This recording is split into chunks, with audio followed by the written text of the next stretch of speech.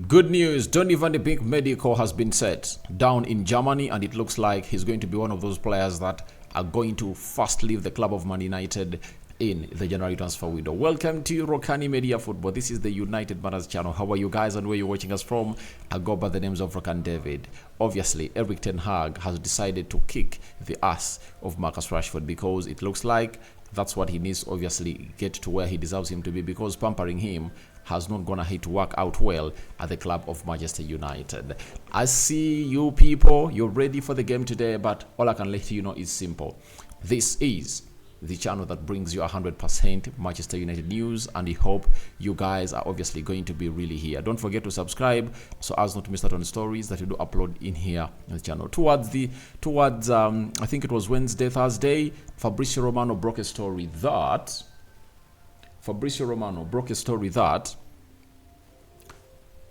Donny van de Beek to Eintracht Frankfurt. It was here we go. We all were happy for him because we knew exactly what that was meant about and what really it meant for the player known as Donny van de Beek. And finally, it's really into affirmation that a source coming in from Germany Build Germany has gone ahead and confirmed to us that Donny van de Beek's Frankfurt medical has been booked for the start of next week. The buy option for the loan is just under 10 million euros. That is it. Now, when you look at everything that is happening at club of Man United, they needed this money to come in through.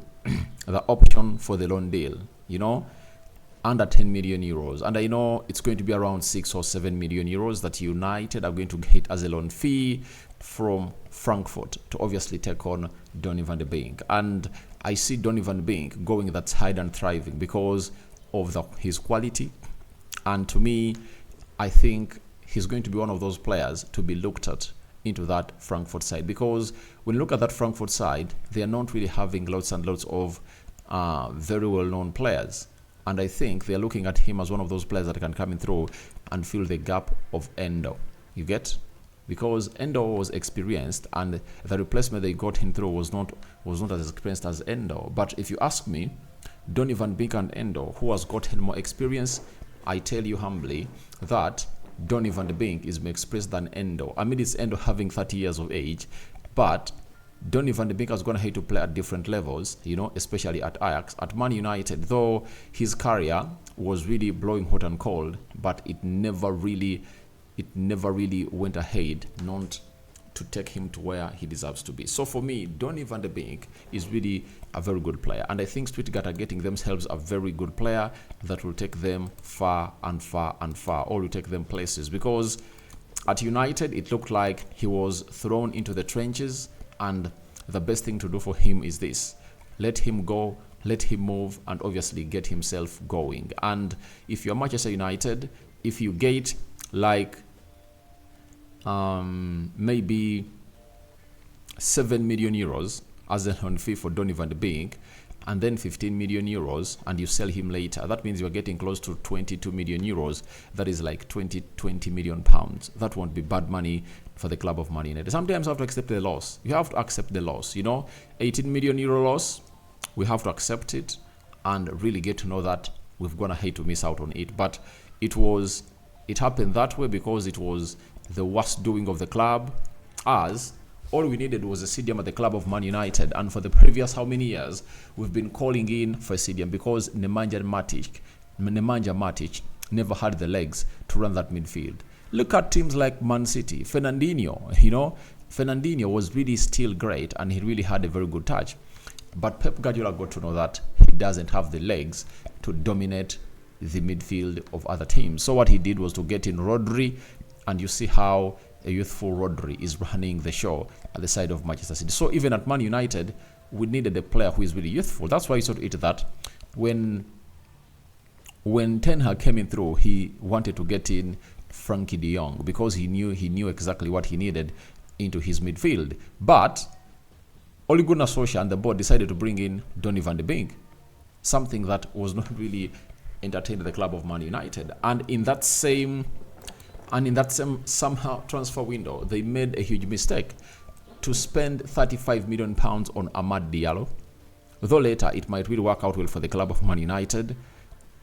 And they brought in Pelestri, I think, for £10 million.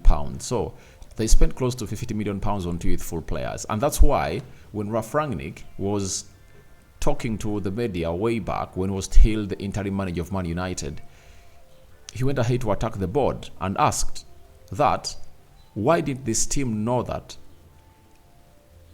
Don't spend £50 million on two youthful players and go ahead and really get in a competent CDM. Because when he came in through, he said, I needed a CDM.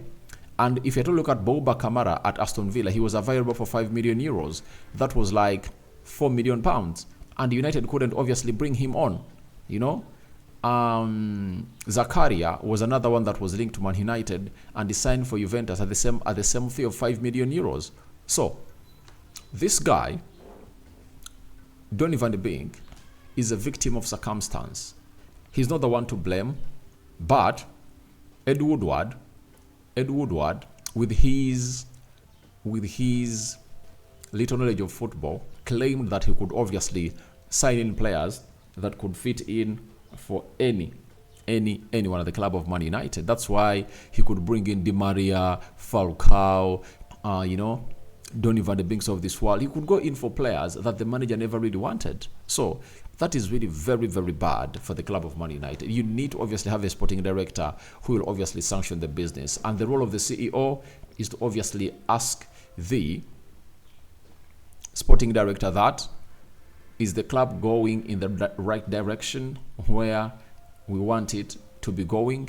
That is the hugest question that will ever be raised from a CEO, because the sporting director will be given the budget and the CEO will obviously pile pressure on the sporting director, and the sporting director will pile more pressure onto the manager, that we have to get going and going and going. So that is it, coming in from Donny van de Beek, and we wish him a very good medical. And I think today, although we are missing out onto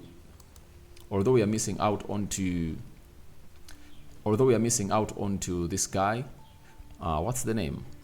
Bruno Fernandes, because of the 5 accumulated 5 yellow cards.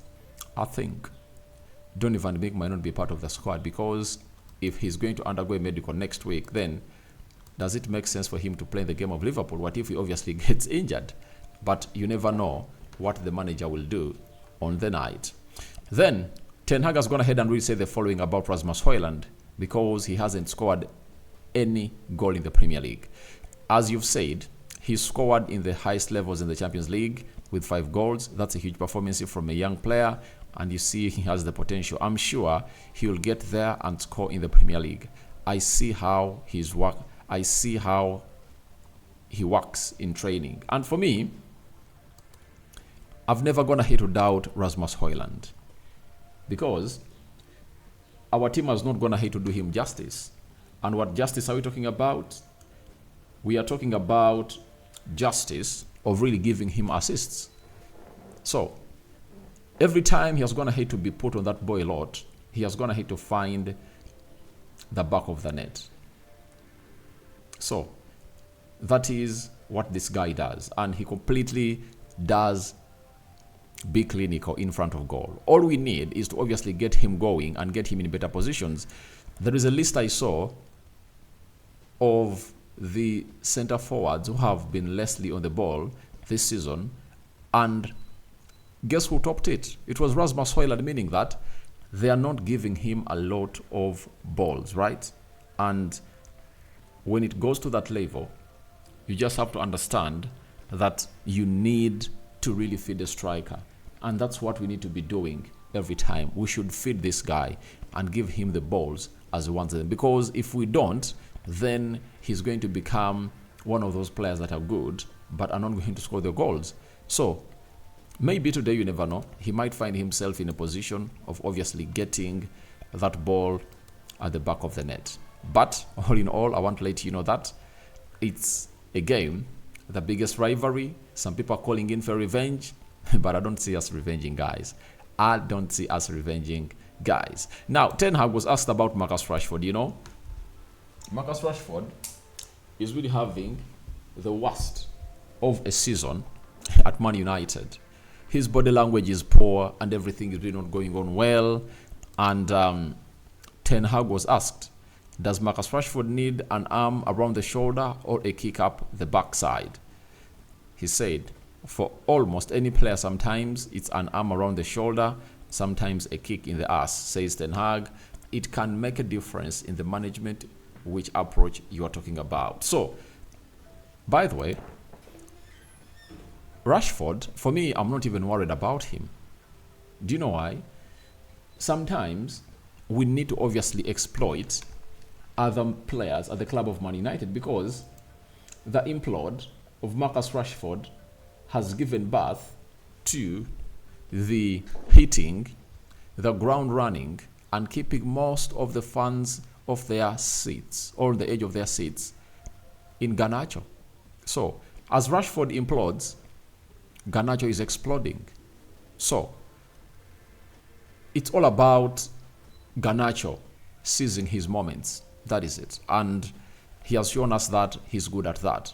But on the other side, if I told you flip your coin, you'd like to be having two exciting players like Rashford and Garnacho at the same wavelength.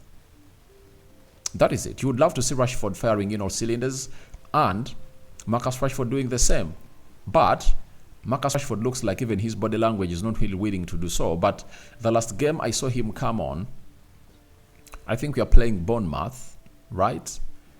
I saw him run, tracking back, putting in energy, and that's exactly what you want from a player. And I think it's not far off from him going back to a season that really had, because last season we went ahead to score 30 goals. But remember, by the time we went to the World Cup, he had scored 6 goals, meaning that he scored 24 goals in the last half of the season, and it's not far off. We've seen players coming in through and firing up all cylinders in the final third of the season.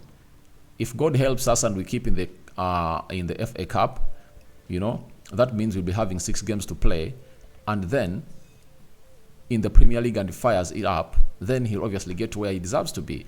And this is why I'm not even worried about Rasmus Hojlund, because it takes just half a season for a player to turn out to be one of the best players. And we've seen it that players like Harry Kane have gone ahead to score most of their goals every season in the second half of the season. Not so?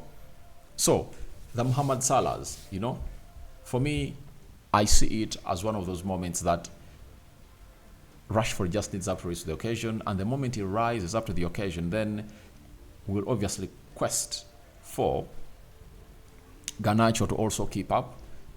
Then Amad Diallo returns, and Anthony. If we can get those 4 players firing up all cylinders, trust me, the likes of Rasmus Hojlund will score goals, because creativity will be high up there in the sky.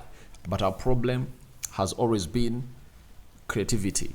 We lack creativity. That's why you sort of it that most of the games we're going to have to score goals. You've seen it that it's because of the outlets we're having as a club of Man United that take us going and take us places. So guys, your thoughts on to Donny van de Beek medical set are welcome in the comment section below. Ten Hag, very, very optimistic of Rasmus Hojlund goal scoring, and then lastly there is Marcus Rashford. Ten Hag giving a very huge hint about the player. So may the living to God bless you abundantly. It's a Sunday. Those that have gone ahead to church, welcome back. And the Muslims, Barakallahu Fikum. Rokan David is my name. You can as well call me RD. Don't forget to subscribe to this channel so as not to miss out on stories that we do upload in here on a daily. Thank you guys. Keep it this channel, and we are always working towards the best. Bye bye.